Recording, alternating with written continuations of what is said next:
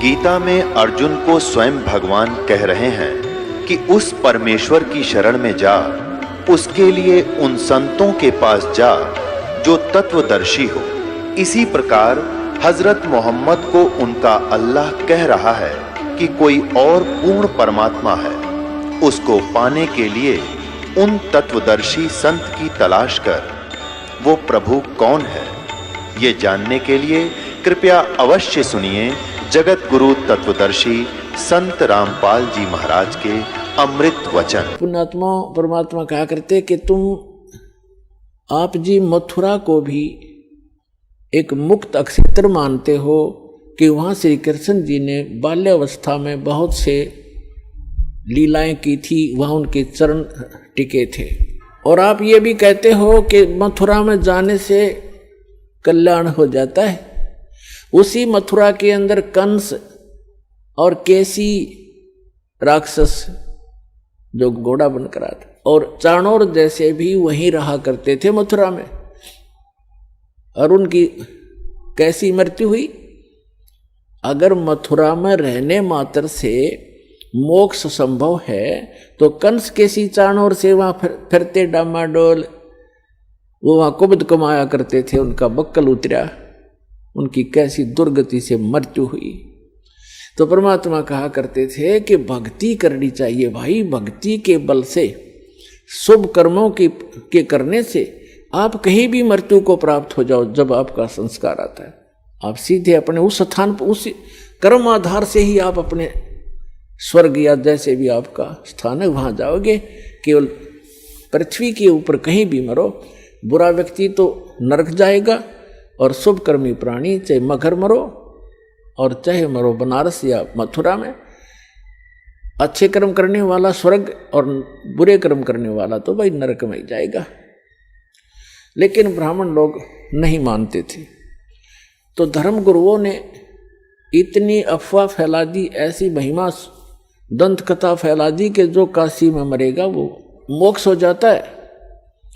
इसलिए जो बनिए लोग थे, बनिए पैसे वाले, उन्होंने अपने माता पिता को अंत समय में 2 वर्ष 4 वर्ष चाहे 10 वर्ष रहो, कोई वहाँ नौकर छोड़ देते थे उनके लिए कि हमारे पिता ने हमारे लिए बहुत कुछ किया है, पैसा हमारे पास है, आराम से वहाँ रह लेंगे और इनकी मृत्यु होगी तो स्वर्ग चले जाएंगे।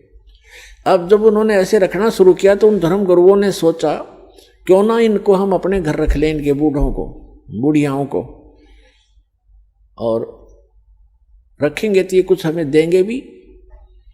तो इस लालच में उन्होंने वो आफत मोल ले ली और उन अपने यजमानों से कहा, अक्षेत्र बटे हुए हैं इनके, उनसे कहा कि भाई आपके माता पिता को आप हमारे घर पे ही छोड़ दो, यहाँ कथा भी सुना करेंगे और यहाँ भोजन भी कर लिया करेंगे। उन्होंने कहा जी बहुत अच्छी बात, फिर तो हम अपने माता पिता के आपको आपके घर छोड़ देंगे। तो उनके वहाँ खूब दक्षिणा भी देने लगे, उनके खर्चा भी देने लगे और अलग से भी पैसे दान उन ब्राह्मणों को, गुरुओं को देने लगे। जिस कारण से सभी ब्राह्मणों में ये एक जैसे पीजी हुआ करना, पीजी जैसे खोल लिए इनने। पुण्यात्मा वृद्ध अवस्था में बूढ़ा व्यक्ति अगर अस्वस्थ हो जाए तो एक के दुर्भर हो जाता है। उसे तो अपना माता पिता बुरा तो नहीं लगते, लेकिन उसके लिए कितना प्रयत्न करना पड़ता है, कैसे संभाल करनी पड़ती है। कहीं थूक देते हैं, कहीं दस्त लग जाते हैं, तो कई प्रकार की ऐसी बहुत कुछ सेवा होती है। तो कुछ दिन तो उन्होंने आया आनंद, और फिर बूढ़े संभालने हो गए मुश्किल। तो उन्होंने मिलकर एक स्कीम बनाई कि इनकी टिकट काटो जल्दी। उन्होंने क्या स्कीम बनाया कि एक क्रोंत लगा दो, एक क्रोंत बना लिया। क्रोंत मतलब एक ऐसी बनाई आरत सी गंगा के किनारे, एक ऐसी गुफा सी बना दी गंगा के किनारे, घाट सा उस पे, और एक मड़ी सी बनाकर ऐसे, और उसके अंदर जैसे ऐसे बनी हुई थी उसके अंदर क्रोंत फिट कर दिया ऊपर, ऐसी उसका स्ट्रक्चर बना दिया। और उस क्रोंत के हैंडल थोड़ी सी दूरी पर 50-50 फुट दूरी पर रस्से से अंदर अंदर बांध कर ऐसा अंडरग्राउंड बना लिया, और वो दूर जाकर बैठ जाए 2 जने उसको हैंडल करने वाले। ऐसे जंगल सा बहुत बड़े से उसमें झाड़ से थे वहां पर। तो वो क्या कहते हैं कि जो उन्होंने एक अफवाह फैला दी कि जो गंगा के किनारे अपनी क्रोध से गर्दन कटवाएगा वो सीधा स्वर्ग शीघ्र स्वर्ग जाएगा। जो शीघ्र जाना चाहता है स्वर्ग, उसके लिए परमात्मा ने एक क्रोध भेजना शुरू कर दिया। क्रोध माने लकड़ी काटने का आरा, वो इतने लंबे लंबे दांतों वाला, ऐसे दोनों हाथों से दूर दूर से पकड़ कर चलाते हैं, ऐसा क्रोध बोलते हैं उसको। तो भी बुढ़ापे में आप भी दुखी हो लेते हैं।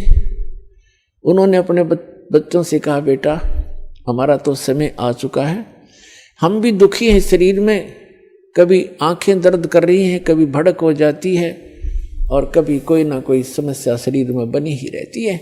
और ऐसे गुरुजी बता रहे हैं कि भगवान की तरफ से क्रोध आता है और उससे जो गर्दन कट जाए, उससे गर्दन काटेंगे और सीधा स्वर्ग चले जाएंगे। और उन्होंने बताया कि पीड़ा नहीं होती, बहुत शीघ्रता से काम बन जाता है झटके की तरह। तो सब ने धीरे धीरे उन्होंने अब अपने बुजुर्गों ने अपने बच्चों से प्रार्थना की, बेटा हम तो मृत्यु के निकट हैं और हमें जाने दो। तो बच्चे फिर मना कैसे करें, जो भगवान की तरफ से ऐसा कोई व्यवस्था होगी है तो अच्छी बात है। पिताजी भी चाह रहे हैं, तो उन्होंने कर दिया वो शुरू अथा कसाई वाला। अब वो डेला गए गर्दन कटवाने वहां पर।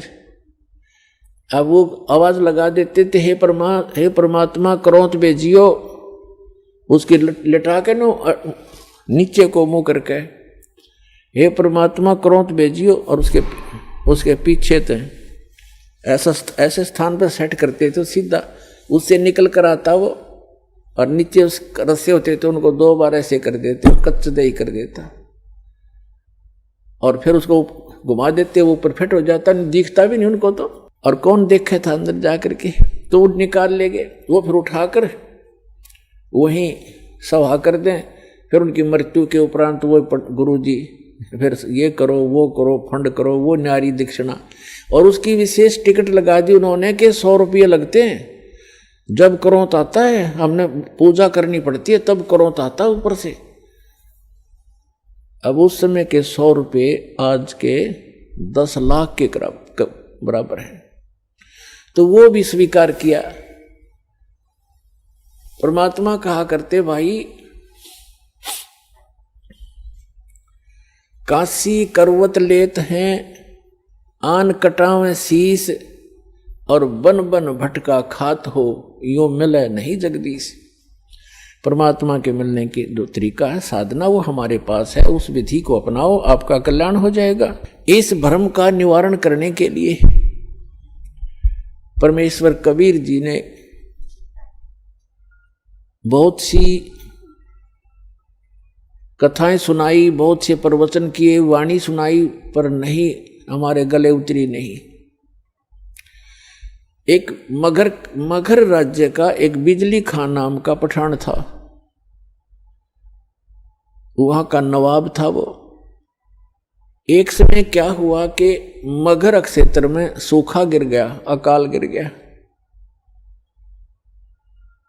उन्होंने, क्योंकि वहां मगध नगर है एक छोटा सा, पहले बस्ती जिला था उत्तर प्रदेश में, गोरखपुर से 25 किलोमीटर उरली साइड में बस्ती की तरफ आती। अब उसके नाम ही संत कबीर नगर जिला रख दिया गया है। एक छोटा सा नगर है, मगहर नगर है छोटा सा, जैसे बरवाले से भी छोटा। तो वहां सूखा गिर गया, उसमें हिंदू भी इतने हैं, मुसलमान भी बराबर की, दोनों आधी आधी आबादी है उनकी संख्या। तो सभी हिंदुओं ने अपने गुरुओं, ब्राह्मणों और सभी संतों और ये पत्रा वत्रा देखने वाले, इन सब से, भविष्य वक्ताओं से भी पूछ लिया। सभी ने बताया कि 2 वर्ष तक इस क्षेत्र में वर्षा का कोई संयोग नहीं है, क्योंकि आपके पुण्य नहीं है। तो सभी जंतर मंतर करके सब थक गए, हाहाकार मच गई। तो किसी व्यक्ति ने बता दिया कि काशी के अंदर एक कबीर नाम के महापुरुष रहते हैं, वो चाहे तो आपका संकट निवारण कर सकते हैं। अब बिजली खां पठान ने 2 दूत भेजे, अपने सैनिक भेजे, कहाँ? काशी के अंदर। और वीरदेव सिंह बघेल नाम का एक हिंदू राजा था, नरेश, वो काशी का राजा था, नरेश था। और सिकंदर लोधी दिल्ली का बादशाह था। उस दिल्ली के बादशाह के अंतर्गत ये छोटे छोटे राजा और ये सभी नवाब उसी के अंतर्गत आते थे। तो नरेश जो था वो उस काशी का जो राजा था, काशी अक्षेत्र का, तो वो भी परमेश्वर कबीर जी की शरण में आ चुका था। जब वो दोनों सैनिक संदेश वाहक बिजली खां पठान का एक पत्र लेकर के वीर देव सिंह बघेल के पास गए, उसमें लिखा था कि हमारे यहाँ बहुत बुरा अकाल गिर गया है, त्राही त्राही मच गई है, और मैंने सुना है कोई कबीर नाम के कोई संत हैं, कृपा उनको हमारे यहाँ भेजें, और हमारे यहाँ वर्षा नहीं हो रही। वीर देव सिंह बघेल ने पत्र लिखा और उसमें कहा कि बिजली खां, इतने बड़े संकट से जूझ रहे हो और संत को बाई ऑर्डर बुला रहे हो, अगर वो आ भी जाएंगे तो कोई लाभ नहीं होगा, आप आओ। अगर वो रजा नहीं बख्शेंगे बाई ऑर्डर बुलाए हुए, आप स्वयं आओ। राजा प्रजा का पिता होता है, उसके दुख से खुद भी दुखी होना चाहिए। आप आइए और स्वयं प्रार्थना कीजिए, अगर वो खुश होकर जाएंगे तो तुम्हारा काम बनेगा। बाकी संत परम है, ये भगवान आए हैं, ये अल्लाह उतरे हैं। और उनको मौखिक भी समझा दिया दोनों सैनिकों को कि जाके आपके राजा को ऐसे, नवाब को ऐसे बोल दो। उन्होंने आकर के बताया जी ऐसे ऐसे बात है। बिजली खां पठान सैकड़ों की संख्या में अंगरक्षक वो साथ लेकर के चला और वहाँ पहुँचा कबीर परमेश्वर की कुटिया के पास। दोनों वो नवाब भी और नरेश भी, और नरेश वीर सिंह बघेल तो उनका शिष्य था, दंडवत प्रणाम किया। अब बिजली खान पठान था, इनका एक विधान है कि हम शीश नहीं झुकाया करते अल्लाह के सिवा। वो खड़ा रहा, फिर भी मालिक तो अपने बच्चों को शरण में लेने के लिए सोशल सीदर करते हैं। अब क्या हुआ, फिर उन्हें बताया भी कैसे आना हुआ। परमात्मा ने पूछा कि ये कैसे आई 2-2 नवाब, 2-2 राजा गरीब की झोंपड़ी पर। तो वीर सिंह ने कहा बिजली खां सुना दे अपनी दास्तां। तो बिजली खां पठान ने कहा भगवान बहुत त्राही त्राही हो रही है महाराज, सूखा पड़ गया है, आप रजा बख्शो। परमात्मा बोले भाई चलो, जैसी मेरी भगवान सुनेगा मैं भी अपनी अर्ज करूँगा। अगर ऐसा कोई दुख है तो मैं अवश्य चलूँगा और अर्ज करूँगा, भगवान ने सुन ली तो। अब परमात्मा को घोड़े पर बैठा करके लाया गया। आगे क्या देखा कि गोरखपुर जो है, यहाँ एक टीला है गोरखनाथ जी का, और इन संतों में एक खासियत होती है कि वो इस बात से, अब जैसे शरीर छोड़ गया संत, अब इनकी मुक्ति तो होती नहीं, ये यही धक्के खाते रहते हैं। कोई पितर बन गया, कोई भूत प्रेत रूप में, और जो पितर टाइप हो जाते हैं वो शरीर अपना अन्य जो अच्छी कुछ थोड़ी बहुत भक्ति पूर्वजन्म की या वेदों तक की साधना कर लेते हैं, वो कभी भी शरीर में प्रकट हो जाते हैं, दिखाई भी दे जाते हैं और फिर अंतर्ध्यान हो जाते हैं। तो गोरखनाथ ने सोचा अकाल तो ये गिरना ही गिरना है। यदि कोई संत आया और यहाँ आकर के उसने कोई जंत्र मंत्र करके कोई थोड़ा बहुत छड़का करवा दिया तो तेरी महिमा कम हो जाएगी। अब गोरखनाथ एक तालाब, एक सूखी तलैया थी, छोटी सी जोड़ी खेतों में होती है, थोड़ा सा पानी आ जाए, वर्षा हो जाए तो उसमें 5-4 महीने का जल उसमें भर जाता है, थोड़ा ही होता है वो क्षेत्र। छोटी तलैया उस सूखी पड़ी थी, उसके किनारे वृक्ष के नीचे अपना वो त्रिशूल गाड़ के बैठा, ऐसे आसन पदम लगा के। परमात्मा ने गोरखनाथ को देखा, अरे साधु महात्मा आए हैं, बिजली खां रोको, घोड़े को रोको। रोका, कबीर साहब नीचे उतरे, प्रणाम किया, प्रणाम नाथ जी। नाथ जी बोले प्रणाम। तो कबीर परमात्मा ने कहा कि बिजली खां, अरे आपके नगर में देखो कितने महापुरुष बैठे हैं, ये जो चाहे सो कर सकते हैं, अर्ज करो इनसे। बिजली खां पठान ने कहा महाराज जी ऐसे ऐसे बहुत बुरा हाल हो गया, त्राही त्राही मच गई है, और कुछ दया करो, जल की व्यवस्था करो, वर्षा करवाओ। गोरखनाथ जी उठे, त्रिशूल उठाया, उस जोड़ी सूखी तालाब के बीच में जाकर त्रिशूल मारकर ऐसे निकाल दिया। उसमें से एक फुहारा निकला पानी का, और देखते ही देखते वह तलैया पानी की भर गई, वह जोड़ी। और परमात्मा कबीर साहब ने कहा देखो भाई देखो कमाल हो गया, अरे देखो ये तो खुद भगवान उतरे हैं, और आपका देखो कैसे इन्होंने पानी पानी कर दिया, वो बन गया काम आपका। देखो अब बिजली खां पठान ने कहा महाराज जी ये तो शाम तक का भी पानी नहीं, हमारे पशु भी नहीं छिक सकते, तो अर्ज करो महाराज जी, जब इतना कर सकते हैं नाथ जी तो और भी कर देंगे कृपा। तब उसने बिजली खां पठान ने कहा मालिक ए नाथ जी, हे महाराज जी वर्षा हो तो बात बने, इस एक तालाब से बात चलेगा नहीं काम, ये तो शाम तक के पीने पीने का भी नहीं काम बनेगा। तब नाथ जी कहते हैं कि इस क्षेत्र में 2 वर्ष तक वर्षा होने के कोई योग नहीं है, ये तो मैंने अपने कोटे से तुम्हें ये जल दिया है, इससे आगे मेरे बस की बात नहीं है, और कोई और हो तो खोज लो उसको। अब बिजली खां पठान ने कहा परमात्मा कबीर साहब से कि महाराज जी, हे संत जी आप दया करो, इससे तो बात बनेगी नहीं।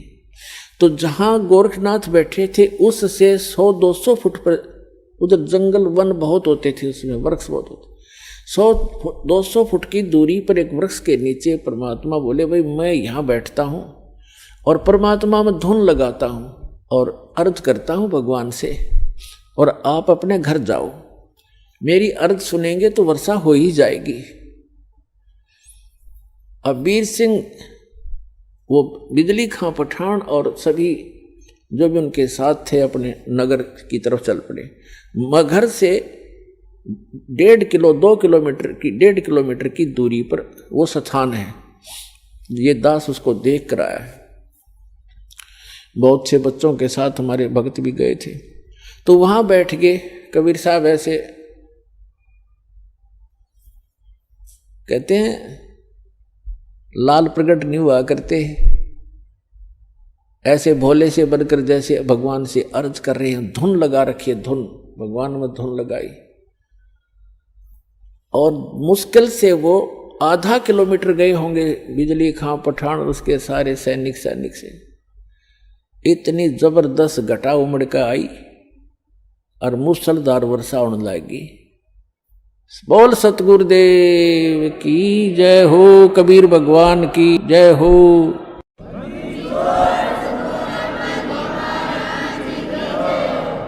कर दिया सब एक कम एक, सारे तालाब भर दिए, ठाठम ठाठ कर दिए।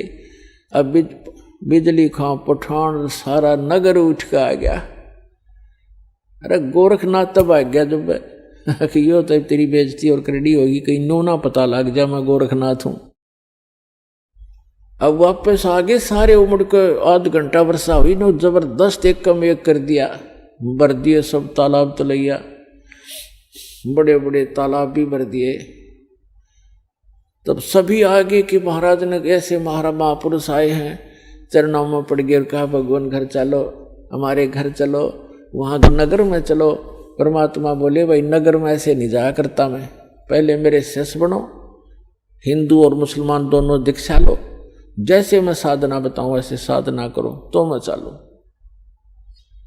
अब जीवन दान मिला सैकड़ों व्यक्तियों को, छोटे नगर होया गांव होया करते थे पहले, सब कहने लगे जी जो आप कहोगे हम वही करेंगे। तो परमात्मा ने कहा भाई ये मांस मिट्टी खाना अच्छी बात नहीं है, और मांस नहीं खाना ठीक है, भक्ति करो, परमात्मा का नाम लो, अच्छे काम करो, मांस खाना छोड़ दो मुसलमानों। तो उन्होंने कहा जी जैसे आप कहोगे ऐसे कर लेंगे। तो उन्होंने ईद बकरीद मनाना कतई बंद कर दिया, मांस नहीं खाया, बाकी एक ईद बकरी वाले दिन खीर ख्यार बना के खान लग गए अपने। कहने का भाव ये है कि परमात्मा ने केवल अपनी समर्थता दिखानी थी। जब नगर में गए, एक व्यक्ति था जुलाहा, उसके संतान नहीं थी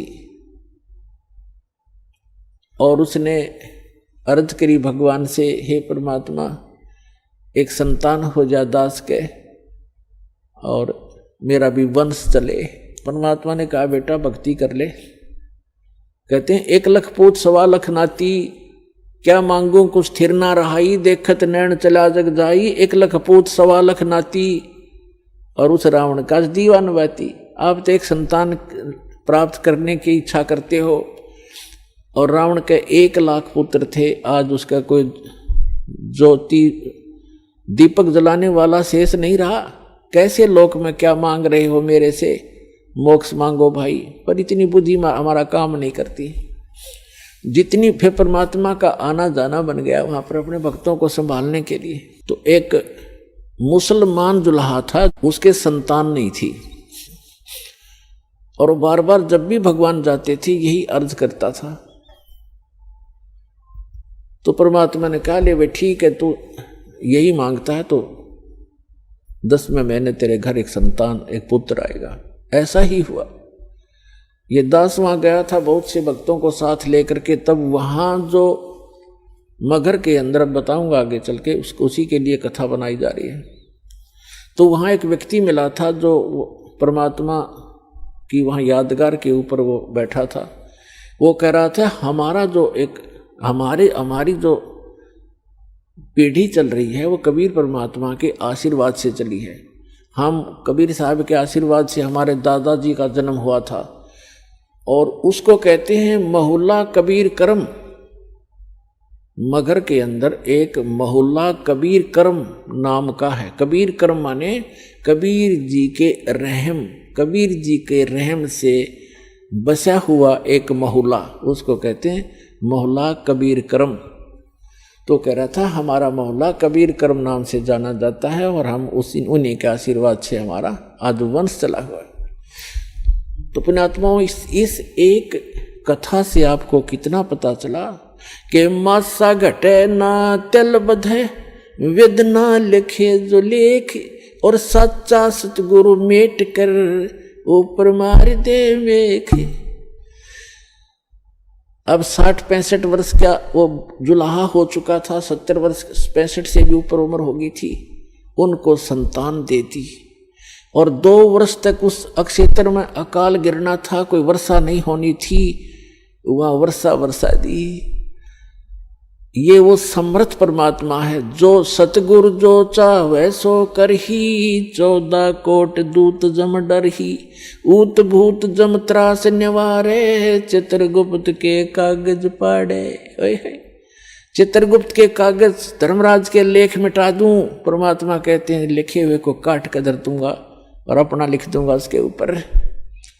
वो करके दिखा दाता ने। तो बिजली खां पठान और वहां हिंदू और मुसलमान सभी परमात्मा कबीर जी के शिष्य बन गए। काफी वर्षों तक बड़ी श्रद्धा से लगे रहे। अब एक दिन परमात्मा ने जब सब लोग जाना था, अपना काम पूरा कर लिया था, अमृतवाणी बोल कर धर्मदास जी से लिखवा दी थी। तो उन्होंने कहा भी मैं काशी के पंडितों, आप ये कहते हो कि जो काशी में जो बना उसमें काशी में मरता है वो स्वर्ग जाता है, मगर मरेगा वो गधा बनता है, नरक जाता है। मैं मगर में शरीर त्यागूंगा और अपने सारे जंतर मंत्र ये पोथी पत्रे साथ ले लो और सारे आप अपने नक्षत्र भी नोट कर लियो। इस नक्षत्र में मरने वाला, इस पृथ्वी पे मरने वाला जो तुम अटकलबाजी लगाते हो कहाँ जाएगा। इस बात का सब जगह जोर शोर से प्रचार हो गया।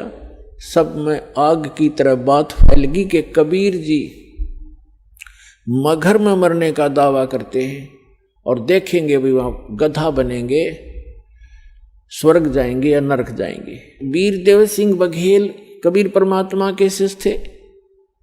उसने भी अपने सैनिक साथ ले लिए और साथ में और भी बहुत गुणे, कोई हजारों की संख्या में दर्शक काशी और आसपास के गांवों के और मगहर के आसपास के गांवों के इस बात को सुनकर इकट्ठे हो गए।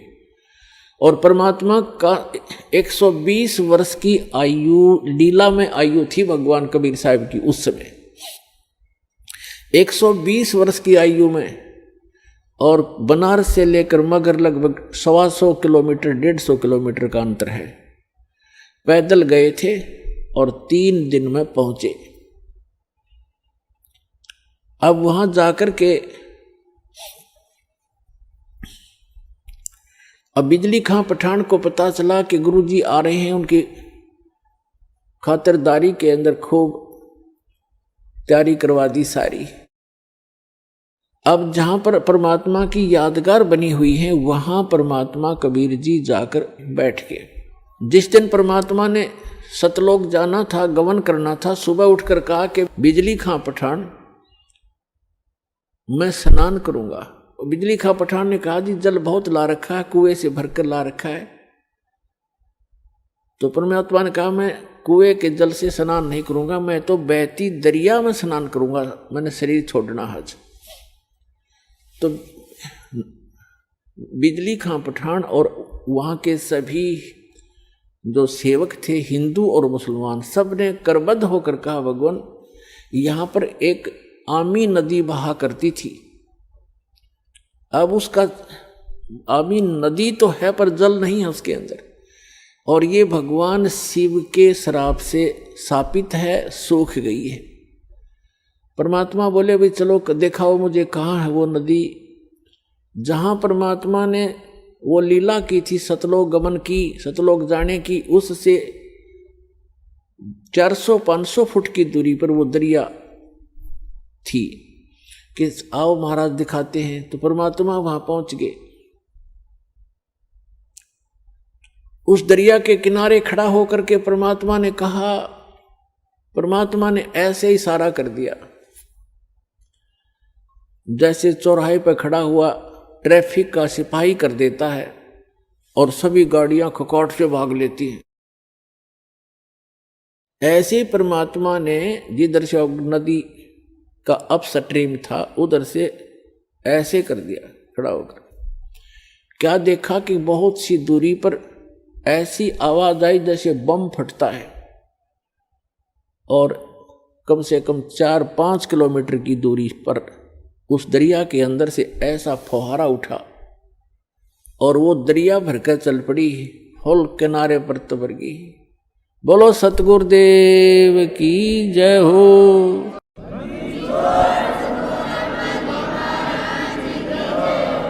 और देखते ही देखते हुआ किनारे को चाटने लगी, फुल होगी कतई, सब नावों मुलमुल गए। और पीवा पानी ऐसा जैसे कदे आज तक देखा नहीं सा मीठा पानी, क्योंकि सतलोक से भेजा भगवान ने। गंगा के पानी को भी माफ कर दे, ऐसा जल उस समय बहने लगा। सबने स्नान किया, क्योंकि वहां तो कई हजारों की संख्या में दर्शक गए हुए थे, सब मलमल करना आए। फिर परमात्मा ने कहा कि भाई मैं एक चादर नीचे बिछाओ, एक चादर ऊपर ओढ़ूंगा, और मैं यहां शरीर छोड़ूंगा। फिर परमात्मा ने देखा एक तरफ हिंदू खड़े हैं, एक तरफ मुसलमान खड़े हैं। एक तरफ वीरदेव सिंह बघेल खड़ा है, काशी का नरेश हिंदू राजा, एक तरफ बिजली खां पठान खड़ा है, मुसलमान नवाब, और उसके सैनिक साथ हैं, उसके भी सैनिक उनकी साइड में खड़े, और अन्य जनता भी बहुत खड़ी है, मुसलमान इधर, हिंदू साइड में। वो तो अंतर्यामी थे, फिर भी उनसे पूछना चाह रहे थे कि बिजली खां पठान आपने ये शस्त्र किस लिए ले रखे हैं? वीरदेव सिंह बघेल, आपकी सेना और ये तुम दोनों सेनाओं ने शस्त्र किस लिए लेकर आए हुए? मुझे क्या खतरा था? तो वीर सिंह बघेल बिजली खां पठान वो तो बोल नहीं सके। अन्य जो जनता थी हिंदू और मुसलमानों में से कहने लगे, गुरुदेव, हिंदू वाले कहने लगे आप हमारे गुरु हैं, हम आपका अंतिम संस्कार अपने हिंदू रीति से करेंगे, इन मुसलमानों के हाथ नहीं लगने देंगे। मुसलमान कहने लगे आप हमारे पीर हो और हम आपका अंतिम संस्कार अपने अनुसार से करेंगे, अपनी रीति से करेंगे, इन काफिर हिंदुओं के हाथ नहीं लगने देंगे। परमात्मा बोले रे भले आदमियों, 50 वर्ष तक मैंने तुम्हें क्या शिक्षा दी, हिंदू और मुसलमान तुम आज भी दो बने बैठे हो, तुम्हारी बुद्धि पर पत्थर गिर गए हैं। और पुण्यात्माओं, दास जो शब्द बतावेगा, जो भी ज्ञान कहेगा 100% समझ लेना, बिल्कुल 100% सच समझ लेना। उस समय एक विशेष रूमर थी कि एक ऐसा भयंकर समय आने वाला है कि आपस में ग्रह युद्ध होगा, जनता एक दूसरे को काटेगी, कारण का पता नहीं। ऐसा वो भविष्य वक्ता बताया करते थे। ऐसी अनहोनी होगी, ऐसा जुल्म होगा और कत्लेआम होने की ऐसे लक्षण उनके पत्रों में, उनकी जो भविष्य की किताबों में वर्णन था। और काल तो ये चाहता ही है कि ये नाश हो जावे, इनका बुरा हाल हो, और मरते समय ऐसे संत के ऐसे हो जाए तो लोग इन्हों कहेंगे ऐसा कलम हुआ था, कोड नाश कराया गया, क्या एक संत था वो। तब परमात्मा ने कहा भाई बात सुन लो बच्चों, तुमने मेरी सीख पर, मेरी शिक्षा पर अमल नहीं करा, अब तो अपने लालच वश मेरे शिष्य बने रहे, पर मेरी बात सुन लो, मेरा काला मुंह मत करो, मेरी एक अंतिम पुकार सुन लो तुम। मेरा शरीर इस, वैसे तो चदरों के बीच में शरीर नहीं मिलेगा, कोई अन्य वस्तु मिलेगी, उसको आधी आधी बांट लेना, एक चदर हिंदू ले लेना, एक मुसलमान ले लेना, और शरीर मेरा मिले तो आधा आधा काट लेना, ये मेरा आदेश समझ लेना। पर बेटा तुम लड़ियो मत, कुछ भी कर लेना इस मिट्टी को, चाहे तो हिंदू रीति कर लो और चाहे मुसलमान रीति से कर लो, तो मिट्टी हो चुकी है, जीव जा चुका होता है। तुम कुछ आंखें खोलो तो तब तो वो शांत हो गए, कोई बात ना, एक बार शरीर छोड़ने दो फिर देखेंगे। उनका इरादा वो यही था कि छिन्नम चपटा करेंगे, लट्ठम लट्ठा करेंगे, छीनेंगे, पूरा सब लेंगे, आधा आधा थोड़ा काटा जाता गुरु जी को, वो तो अंतर्यामी थे, जान गए। तो नीचे एक चादर बिछाई, भक्तों ने श्रद्धा से नीचे 2-2 इंच फूल बिछा दिए, सुगंधित फूल 2-2 इंच, गुरु जी लेटेंगे, और ऊपर से दाता ने एक चादर ओढ़ ली। 2 मिनट के बाद परमात्मा ने आकाशवाणी ऊपर से कहा कि ए पंडितों, ए भविष्य वक्ताओं, अब अपना जंतर मंत्र लगाओ, मैं कहाँ जा रहा हूं। और कहा परमात्मा ने कि उठा दो पर्दा, इसमें नहीं मिलेगा मुर्दा, क्योंकि हम अविनाशी हैं। जब ऊपर उन्होंने देखा कि भगवान तो वो जा रहे हैं, वो जा रहे हैं, और चादर उठाई तो सब के आकार के सुगंधित फूल मिले, परमात्मा का शरीर नहीं मिला, वो तो सह शरीर सतलोक चले। बोलो सतगुरुदेव की जय हो।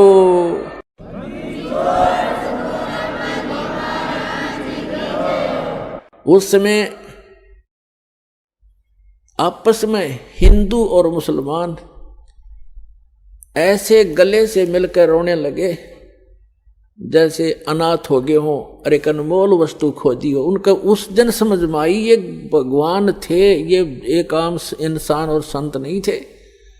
दोनों रो रहे हैं कि हम कितने दुष्ट हैं, एक दूसरे से गले लग कर रो रहे हैं। वीर सिंह बघेल और बिजली खां पठान रो रहे हैं कि हमने अनमोल रतन खो दिया और अंत समय में हमने उनकी आत्मा को दुख दिया, हम कितने नीच हैं। पुणात्माओं, यदि परमात्मा ये रजा ना बख्शते, वहां कत्लेआम हो जाता, गृह युद्ध हो जाता हिंदू और मुसलमानों का।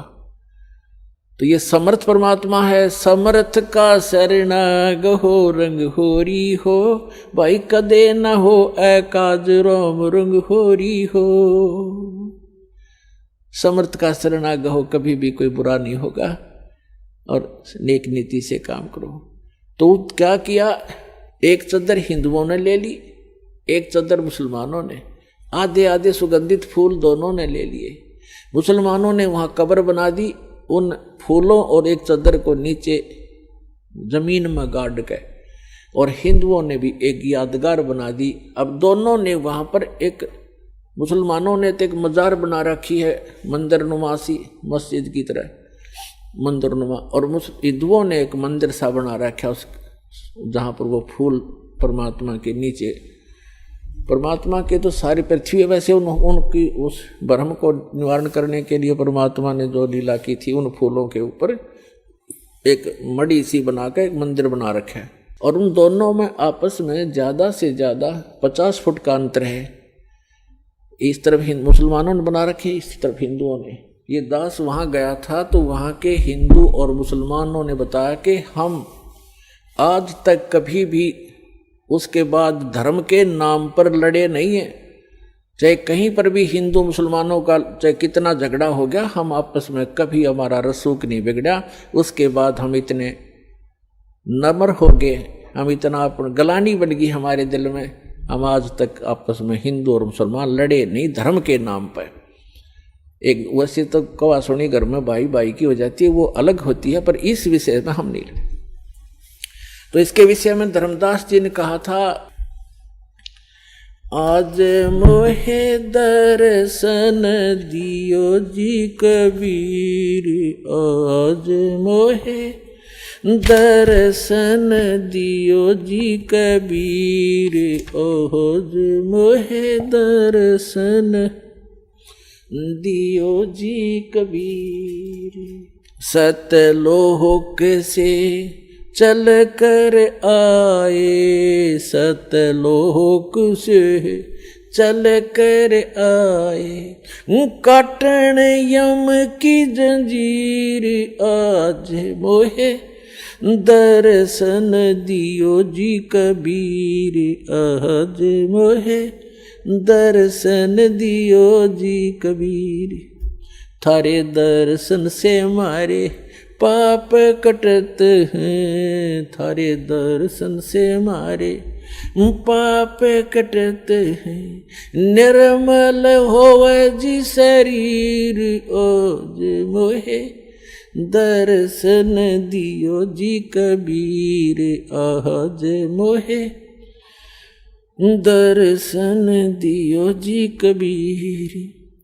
अमृत भोजन मारे सतगुरु जी में, अमृत भोजन मारे सतगुरु जी में, ये शब्द दूध की खीर, ओज मोहे दर्शन दियो जी कबीर, आज मोहे। हिंदू के तुम्हें देव कहाए, हिंदू के तुम देव कहाए, मुसलमान के पीर, आज मोहे दर्शन दियो जी कबीर, आज मोहे दर्शन दियो जी कबीर। दोनों दीन का झगड़ा छिड़ेगा, दोनों दीन का झगड़ा छिड़ेगा, टोहा ना पाया शरीर, आज मोहे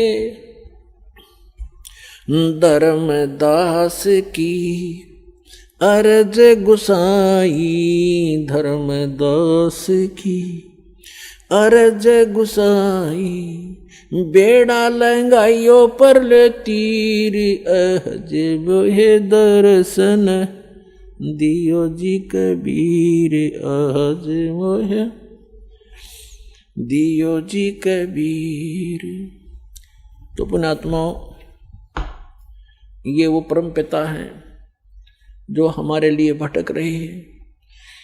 आप इस भक्ति काल के समय के लिए ये परमात्मा अपनी छाप छोड़ गए। जो समर्थ परमात्मा किया करता है वो उस परमेश्वर ने वो लीला की। परमात्मा मुर्दे को जीवित कर सकता है। ऋग्वेद मंडल नंबर 10 सूक्त 161 के मंत्र नंबर 2 में कहा है, पर यदि रोगी की आयु समाप्त होगी हो इतना क्षीण शरीर हो गया हो और मृत्यु को भी प्राप्त हो करके मृत्यु देवता के पास चला गया हो, तो समर्थ परमात्मा अपने भक्त को उससे भी छुटवा कर वापस ले आता है और 100 वर्ष तक का स्वस्थ जीवन उसको देकर 100 वर्ष की आयु उसको प्रदान कर देता है। बोलो सतगुरुदेव।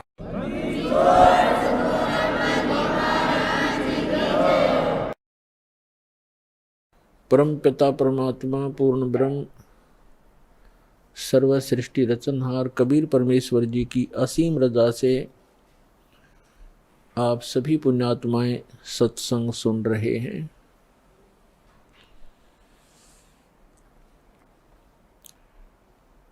सत्संग उन्हीं पुण्यात्माओं को प्राप्त होता है जिन पर परमेश्वर की असीम रजा होती है।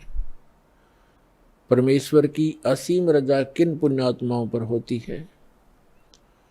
जो पूर्व जन्म के भक्ति युक्त होते हैं। क्योंकि मनुष्य जीवन 2 प्रकार से प्राप्त होता है। एक तो पूर्व जन्म के शुभ संस्कारों के आधार से प्राप्त होता है। दूसरा टर्न वाइज होता है, एक विधान है प्रभु का, परमात्मा का,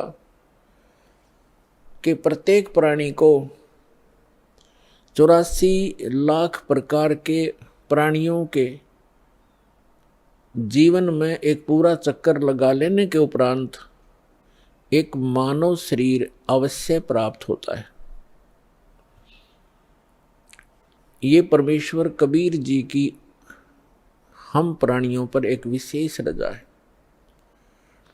और जिस कारण से विवश होकर के इस काल ने हमें एक मनुष्य जीवन देना ही पड़ता है। और वो मानव शरीर ही हमारे लिए एक गोल्डन चांस होता है, एक स्वर्ण अवसर होता है शुभ कर्म करने का, दान धर्म करने का और मोक्ष प्राप्त करने का। और मानव शरीर प्राप्त करके भी हम मोक्ष प्राप्ति नहीं करते तो भारी भूल है प्राणी की। उसका कारण क्या है? उसका कारण ये है कि जो मानव शरीर प्राप्त प्राणी जो पूर्व जन्म के संस्कार से मानव शरीर प्राप्त किए हुए हैं, वो परमात्मा की भक्ति के लिए अवश्य कहीं ना कहीं जुड़ जाते हैं। चाहे वो अपनी परंपरागत साधनाएं करें या कोई गुरु बना करके उसके बताए अनुसार भक्ति करें, वो भक्ति के बिना, भगवान के बिना वो रह नहीं सकते। चाहे वो दुख में सुमरन कर रहे हों, चाहे वो सुख में कर रहे हों। और दूसरी प्रकार के जो प्राणी होते हैं टर्न वाइज, यानी नंबर 84 लाख योनियों में कष्ट उठा करके वो फिर मानव शरीर जो प्राप्त किए हुए होते हैं वो भक्ति नहीं करते। उनका स्वभाव पशुओं जैसा ही होता है, बकवाद करना, शराब पीना, मांस खाना, झगड़े करना, बेमतलब किसी के साथ खसना, जैसे पशु जा करके दूसरे को बेमतलब टक्कर मार देते हैं, झगड़े बढ़ जाते हैं। तो वो प्राणी उस टाइप के ही झगड़े करवाते हैं, शांति प्रिय घर में भी वो आग लगा देते हैं।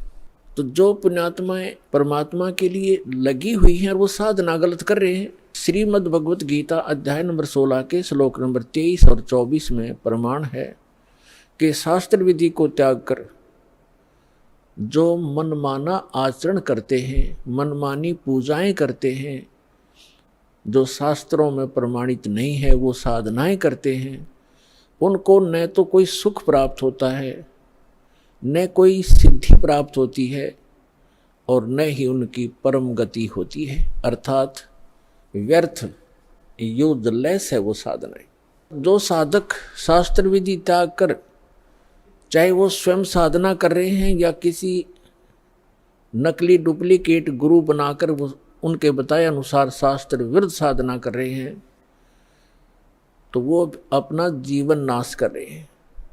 और जो सीधे ही 84 लाख योनियों से निकलकर मनुष्य शरीर प्राप्त करते हैं, वो तो भक्ति करते ही नहीं, उनका तो वैसे ही जीवन नाश हो ही रहा है। तो इसके लिए सत्संग की आवश्यकता पड़ती है, और सत्संग का अर्थ होता है यथार्थ अध्यात्म ज्ञान, और यथार्थ अध्यात्म ज्ञान केवल परमात्मा ही बता सकता है। अपने द्वारा रची हुई सृष्टि को वही बता सकता है। अन्य चाहे कोई ऋषि है, महर्षि है या देव है, वो केवल अटकलबाजी ही लगा सकता है। जैसे साइंटिस्ट हैं, ये पहले देव आत्माएं थी, उस शरीर को भोग कर ये मनुष्य शरीर में आ गए हैं। अब ये जो ट्राई कर रहे हैं, ये केवल अटकलबाजी ही लगा सकते हैं, परमात्मा के विधान को ये जान नहीं सकते। ठीक इसी प्रकार जो ऋषि महर्षियों ने साधनाएं की, अभ्यास किए, मेडिटेशन हठ योग किए, उनको जैसी उपलब्धि हुई, जैसे आजकल साइंटिस्ट ट्राई कर रहे हैं, ऐसे ही ऋषियों ने ट्राई किया था। तो वो भी सिर पटक कर बैठ गए, उनको कुछ हासिल नहीं हुआ। अंत में ऊट पटांग व्याख्या बना करके सब मानव को संतुष्ट कर दिया। इसी प्रकार ये साइंटिस्ट कुछ दिनों में अपना जो निष्कर्ष है निकाल कर फाइनल कर देंगे, पर परमात्मा के विधान को परमात्मा ही बता सकता है, जीव नहीं जान सकता। तो वो परमात्मा अपने विधान और सत्संग को सुनाने के लिए स्वयं ही आते हैं। ये हमारे सदग्रंथ भी प्रमाणित करते हैं, क्योंकि जैसे पवित्र वेद है, ये गॉड गिवन स्पिरिचुअल नॉलेज है, परमात्मा का दिया हुआ अध्यात्म ज्ञान है, चारों वेद। और पांचवा वेद नष्ट कर दिया गया यहाँ के स्वामी द्वारा। यहाँ का स्वामी कौन है? वो ब्रह्म है, जिसको ज्योत स्वरूपी निरंजन अर्थात काल भी कहते हैं।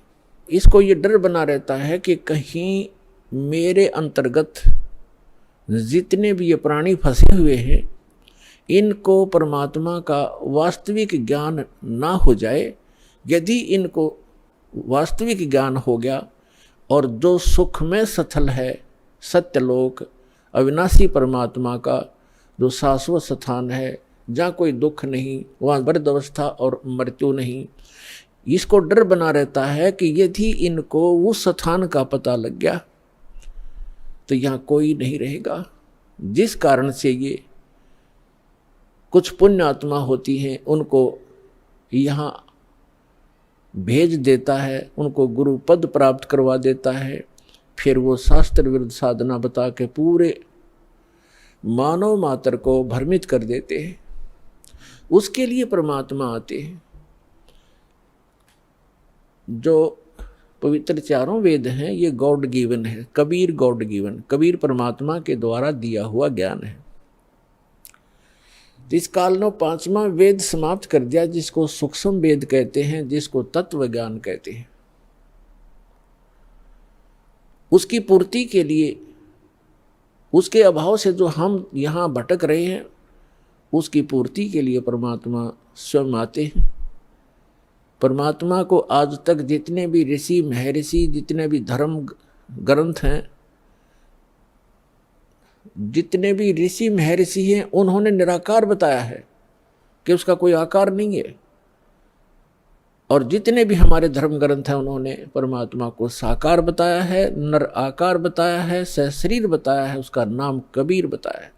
आइए अब हम उन श्रद्धालुओं के अनुभव जानते हैं जो जगत गुरु तत्वदर्शी संत रामपाल जी महाराज जी से दीक्षा प्राप्त कर चुके हैं तथा उनके द्वारा बताए गए भक्ति मार्ग पर चल रहे हैं। नमस्कार जी। नमस्कार सर। क्या नाम है बहन जी आपका? सर मेरा नाम नेहा यादव है। बहन जी आप कहाँ से आई हैं? सर वैसे तो मैं अभी नारनौल में रह रही हूँ, लेकिन बेसिकली मैं रेवाड़ी गांव गोलिया की से हूँ, रेवाड़ी डिस्ट्रिक्ट से, जो हरियाणा में पड़ता है। बहन जी संत रामपाल जी महाराज से कब जुड़े आप? सर संत रामपाल जी महाराज से मैं 13 जुलाई 2005 को जुड़ी थी, और उससे पहले मेरी मम्मी 22 मई 2005 को जुड़ी थी। बहन जी संत रामपाल जी महाराज से जुड़ने से पहले क्या आप कोई भक्ति साधना भी करती थी? जी सर बिल्कुल, हम संत रामपाल जी महाराज के जुड़ने से पहले आम जो साधना होती है वही साधना हम भी करते थे, देवी देवताओं की पूजा करते थे। तो फिर क्या कारण बना कि आप संत रामपाल जी महाराज की शरण में आए? एक्चुअली सर मेरी मम्मा बहुत बीमार रहती थी और मेरे पापा जी के एक दोस्त थे, वो हमारे घर पे आए और उन्होंने बताया कि मैं भी बहुत ज़्यादा परेशान था, क्योंकि हम उसे जानते थे कि वो वास्तव में बहुत ज़्यादा परेशान था और उसके घर में खाने के भी लाले पड़ गए थे। उसने बताया कि भाई मेरे साथ ऐसा ऐसा हुआ है और मैं छुप के वहाँ पे रह रहा था गुड़गांव में, क्योंकि मैं बहुत ज़्यादा परेशान था, कर्जा हो गया था मुझ पे। हम उन्हें ऑलरेडी पहले से जानते थे और उनकी बीवी बहुत ज़्यादा बीमार थी। तो सर उन्होंने बताया कि मैंने संत रामपाल जी महाराज का नाम लिया है और उनकी जो वाइफ थी वो बिल्कुल स्वस्थ हो गई थी और उनको इतना ज़्यादा फ़ायदा हुआ, बहुत ज़्यादा फ़ायदा हुआ उनको। तो मेरी मम्मी बैठ के चर्चा सुन रही थी संत रामपाल जी महाराज की, और सुनते सुनते ही मेरी मम्मी को आराम हो गया। और मेरी मम्मी इतनी ज़्यादा दुखी थी ना, इतनी परेशान थी ना, जो जहाँ बताता था मम्मी वहीं चली जाती थी। तो मम्मी तो ये सोच रही थी कि हाँ भाई ठीक है, मैं तो वहाँ भी चली जाऊँगी, कोई दिक्कत नहीं है मुझे। तो उसने बताया कि बहन जी आप चलिए और वहाँ पे सब सुविधा है, आपको किसी चीज़ की परेशानी नहीं, खाने की भी वहाँ पे अच्छी सुविधा है, आप वहाँ पे एक बार चल के देखो। तब हम संत रामपाल जी महाराज की शरण में गए थे। संत रामपाल जी महाराज की शरण में आने के बाद आपको क्या लाभ प्राप्त हुए? सर संत रामपाल जी महाराज की शरण में आने के बाद तो इतने लाभ प्राप्त हुए हैं कि शायद हमने दुख ही नहीं देखा है और उससे पहले हमने सुख नहीं देखा था। संत रामपाल जी महाराज की शरण में सबसे पहले तो हमें मनुष्य जन्म का लाभ हुआ, जो कि आत्मिक शांति मिली और दुखों से छुटकारा मिल गया, ग्रह क्लेश से छुटकारा मिल गया, हमें भगवान मिल गए। क्योंकि जब मैं छोटी थी तो मुझे ज़्यादा तो नहीं पता था, लेकिन मैं हमेशा ये सोचती थी कि ऊपर भगवान कहाँ है, ये तो बादल है, तारे हैं, फिर ये मूर्ति है। मतलब मुझे बड़ा अजीब सा लगता था कि यार ये कैसे भगवान है, और मतलब मुझे इरिटेट सा होता था उन भगवानों को देख के। उनके बारे में जब मैं सोचती थी कि इस तरह से दूध बिखेरना शिव जी के ऊपर, और शिवलिंग, अजीब सा नाम लगता था मुझे, बड़ा ही अजीब लगता था। तो मतलब मेरे मन में हमेशा सवाल उठते रहते थे कि भाई क्या भगवान कौन है। तो संत रामपाल जी महाराज की शरण में हम जब गए तो मेरी मम्मी ने नाम लिया सबसे पहले, और मेरी मम्मी गई, बोली अगर मैं ठीक होंगी तो करूँगी, नहीं तो मैं नहीं करूँगी। कोई कहता था कि कुछ करवा रखा है, कोई कहता था कि भूत का साया है, कोई कहता था कि सवामणी बोल रखी है। इतनी सारी रिपोर्ट मैंने खुद फेंकी है मेरी मम्मी की। तो संत रामपाल जी महाराज से उपदेश लेने के बाद वो ठीक हो गई। घर में एक पैसा नहीं बचता था। संत रामपाल जी महाराज के उपदेश लेने के बाद हमें बहुत ज़्यादा फायदा मिला, जो हमें कहीं पे भी नहीं मिला आज तक। सर उसके बाद हमने रेवाड़ी जो गांव था गोलिया की, वो छोड़ दिया और उसके बाद हम नारनौल में शिफ्ट हो गए। परमात्मा ने ऐसी दया करी हमें, क्योंकि इतने कुछ पैसे भी नहीं थे हमारे पास और पापा की भी इतनी कोई बड़ी नौकरी नहीं थी, और संत रामपाल जी महाराज की कृपा से हमने प्लॉट लिया और मकान बनाए। जैसे हमने चिनाई चलवा दी थी तो मकान कंप्लीट नहीं हुए थे, तो मतलब लोग बाग ये बोलते थे कि भाई कड़िया तो घल गए होंगे ना अब तक, मजाक बनाते थे और गुरुजी का भी बहुत मजाक बनाते थे। परमात्मा ने ऐसी दया करी, मकान भी बनवा दिया और घर में किसी चीज़ की कमी नहीं है, हमें पैसों की कभी कमी नहीं आई, कभी भी। हमारा कोई भी काम है, सभी काम आगे से आगे होते हैं। हमारी भैंस एक बार बहुत ज़्यादा बीमार पड़ गई थी, वो लोहा खा गई थी, और लोहा खाने के बाद हमने काफ़ी बार उसको डॉक्टर को दिखाया तो वो ठीक नहीं हुई। तो हम उसे हिसार लेके गए, चेक किया तो उसने लोहा खा लिया था, उसका ऑपरेशन हुआ। तो डॉक्टर बोले कि भैंस पता नहीं बचेगी या नहीं बचेगी। तो हमने संत रामपाल जी महाराज से हमने प्रार्थना की कि डॉक्टर ऐसे कह रहे हैं कि भैंस मुश्किल ही बचेगी। तो संत रामपाल जी महाराज ने बताया कि बेटा डॉक्टर तो कहते ही हैं, आप परमात्मा पे भरोसा करो, कुछ नहीं होगा। और ऑपरेशन करते ही एक सिर्फ हमारी भैंस उठते ही बोल पड़ी, मतलब मेरे पापा जी थे सामने और उनको देख के वो बोली भैंस, और उनके साथ की बहुत सारी भैंस मर गई थी। और सर एक बार मेरा तीसरा लाभ ये हुआ कि मेरे भाई इतना ज़्यादा बीमार हो गया था, बहुत ज़्यादा बीमार हो गया था, और वो जयपुर तक एडमिट हो गया और भाई की हालत बहुत ज़्यादा सीरियस थी। पापा जी बोले कि मम्मी को फ़ोन लगा के कि आप गुरुजी से प्रार्थना करो, लड़के में कुछ नहीं बचा है, और उसकी प्लेटलेट्स वगैरह बहुत ज़्यादा डाउन हो गई थी। उसके बाद हमने गुरुजी से प्रार्थना लगाई। गुरुजी से प्रार्थना लगाने के बाद मेरा भाई बंदी छोड़ की दया से इतनी जल्दी ठीक हो गया। और मेरे मामा जी को जाते ही बोला कि मामा जी मैं रोटी खाऊंगा। वो खाने का भी नाम नहीं ले रहा था, एक बिस्कुट भी नहीं खा रहा था, कुछ नहीं खा रहा था। उसने रोटी खाई और उसी दिन डिस्चार्ज किया डॉक्टर ने। परमात्मा ने इतनी दया की। उसके बाद मेरा भाई आश्रम में गया और गुरुजी ने कहा बेटा परमात्मा ने अपने कोटे से तुझे जीवन दान दिया है, और मेरे भाई को सीने से लगाया कि बेटा तेरा जीवन इतना ही था। और भगत जी वैसे तो छोटे मोटे लाभ बहुत होते रहते हैं, परमात्मा की दया से मेरे भाई की बिना दहेज के शादी हुई है। हम कुछ भी सोचते हैं उससे एडवांस भगवान हमें ज़्यादा देता है। जैसे कि पैसों का तो हमारे घर में मोरा लग रहा हो, इस तरह से हमें हमेशा मतलब आगे से आगे हर चीज़ हमें मिल जाती है। और मेरी भी रमैनी संत रामपाल जी महाराज की दया से बिना दहेज हुई है। मैं हमेशा यही इच्छा करती थी, मुझे ऐसा हस्बैंड चाहिए जो मुझे भक्ति के लिए कभी भी ना रोके और बिना दहेज मुझे लेके जाए। परमात्मा ने वो भी दया कर दी, मुझे मेरे हस्बैंड बिना दहेज के ही लेके गए हैं और भक्ति में वो इतना सहयोग है कि मुझे रोना भी आ जाता है। सर शादी के बाद अभी क्या हुआ, मेरे पेट में बहुत तेज़ दर्द उठ गया और मैं सोच रही थी कि शादी के बाद वही हो गया जो लेडीज़ बीमार रहती थी, मेरे साथ भी वही हो गया। और मुझे इतना दर्द हुआ ना, इतना दर्द हुआ, मेरे से वो दर्द सहन नहीं हो रहा था। मेरे हस्बैंड मुझे डॉक्टर के लेके गए तो डॉक्टर ने कहा कि इसके दोनों गुर्दों में पत्थरी है। पत्थरी का नाम सुन के मैं रोने लगी। मैंने सोचा कि संत रामपाल जी महाराज इतनी बड़ी शक्ति हैं, मैंने उनका ज्ञान सुना है, देखा है, आज तक मुझे कुछ नहीं हो सकता, मुझे इतना विश्वास था। और जब मैं दोबारा दूसरे डॉक्टर के पास गई तो उन्होंने कहा कि इनको पथरी नहीं है। और मैं जब तीसरे डॉक्टर के पास गई तो उन्होंने भी यही कहा। फिर मुझे यूं शक होने लग गया कि मतलब पता नहीं थी भी या नहीं थी पथरी। तो मैंने चेक करवाई, फाइल चेक करवाई तो उन्होंने बताया कि आपको पथरी तो थी लेकिन आपकी पथरी खत्म हो गई। परमात्मा ने मेरी मात्र शायद 1 हफ्ते के अंदर मैंने वो रिपोर्ट करवाई डॉक्टर के पास, मेरी पथरी भी खत्म हो गई थी सर। और वैसे तो बहुत सारे लाभ होते रहते हैं। अभी मैं डॉक्टर के पास गई थी, मुझे दर्द हो रहा था तो उन्होंने बताया कि यूट्रस पे सूजन है। और जब मेरी मतलब शादी हुई थी, रमैनी हुई थी, तो उसके बाद मेरे ससुराल वाले बिना नाम के थे तो मैंने सोचा कि छोटा मोटा कुछ करवाया होगा उन्होंने तो मेरा नाम खंडित हो गया होगा तो मैं नाम शुद्ध करवा लेती हूँ। तो तब तक मुझे आराम नहीं पड़ रहा था भगत जी। जैसे ही मैंने नाम शुद्ध करवाया तो मैं तभी ठीक हो गई, बिल्कुल ठीक हो गई। और वैसे तो छोटे मोटे लाभ बहुत सारे होते रहते हैं। संत रामपाल जी महाराज से नाम दीक्षा लेने के बाद आपको बहुत सारे लाभ प्राप्त हुए, तो जो और श्रद्धालु आज आपको देख रहे हैं, खास करके आपकी उम्र के, उनके लिए आप क्या संदेश देना चाहेंगी? सर मैं उनको ये संदेश देना चाहूँगी कि आज के युग में सभी पढ़े लिखे हैं। भगवान ने इतना ज़माना आगे बढ़ा दिया है कि हर इंसान पढ़ा लिखा है, सबके घर में कोई ना कोई पढ़ा लिखा है।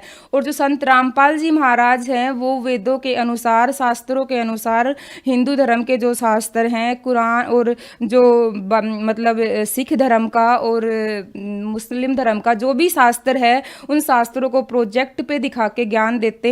और संत रामपाल जी महाराज अन्य धर्मगुरुओं की तरह कोई उवाबाई ज्ञान नहीं देते, वो शास्त्रों के अनुसार ज्ञान देते हैं। तो आप पढ़े लिखे हो, मतलब एटलीस्ट आप उनका ज्ञान सुनो। आजकल परमात्मा ने इंटरनेट का युग बनाया हुआ है तो आप उस पर भी चेक कर सकते हो, आप टीवी पे भी सुन सकते हो। मैं तो सबसे यही प्रार्थना करूंगी कि आप संत रामपाल जी महाराज का ज्ञान सुनो और आप उनकी शरण में आओ, क्योंकि मनुष्य जन्म बार बार नहीं मिलता, मनुष्य जन्म एक बार मिलता है। तो आप मनुष्य जन्म का लाभ उठाओ। संत रामपाल जी महाराज पूर्ण गुरु हैं और वो पूर्ण परमात्मा से मिलवाते हैं। और ये शास्त्रों के आधार पर है, कोई अपने मतलब मनमानी बात नहीं है। मैं सबसे यही प्रार्थना करूंगी। जी, संत रामपाल जी महाराज से नाम दीक्षा कैसे प्राप्त की जा सकती है? सर संत रामपाल जी महाराज से नाम दीक्षा प्राप्त करने के लिए www जगत गुरु संत रामपाल जी महाराज साइट पे देख सकते हैं। और जितने भी स्टेट हैं, जितने भी डिस्ट्रिक्ट है, सभी के अंदर नामदान केंद्र खुले हुए हैं। अगर फिर भी नहीं पता चलता है तो चैनलों पर संत रामपाल जी महाराज के सत्संग आते हैं और उसके नीचे एक पट्टी आती है, पट्टी के ऊपर नंबर लिखे हुए हैं, उन पे फोन करके आप पता कर सकते हैं। अपने नजदीकी सेंटर पे जाके नाम दीक्षा ले सकते हैं। धन्यवाद जी। सत साई।